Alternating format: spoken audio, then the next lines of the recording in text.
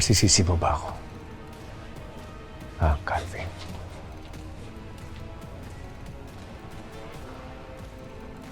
Puro na lang sakit ng ulo ang dala mo sa sindikato.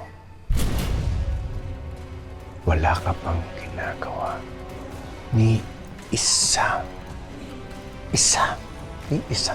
tama.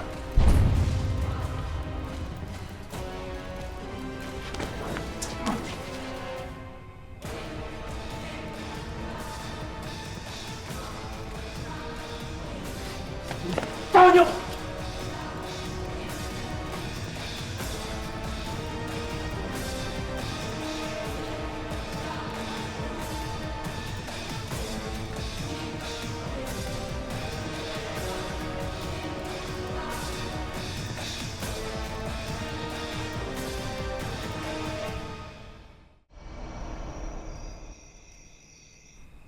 Kung mamarapatin niyo, senyor, ang aking pag-usisa.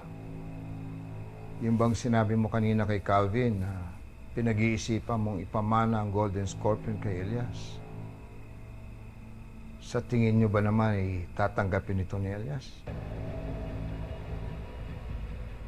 Sino naman ang makakatanggi sa buhay na meron ako?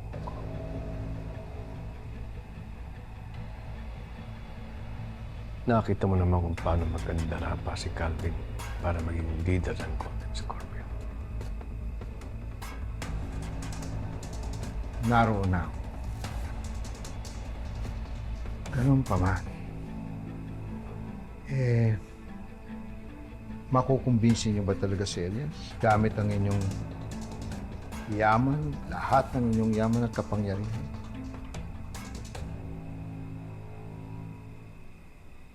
Lalo na pag nalaman niya ang totoo.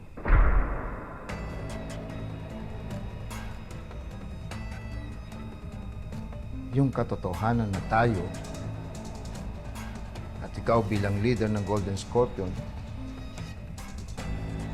tayo ang nasa likod ng pagtatakip ng krimeng ginawa ni Calvin at ang grupo niya sa pamilya ni Elias.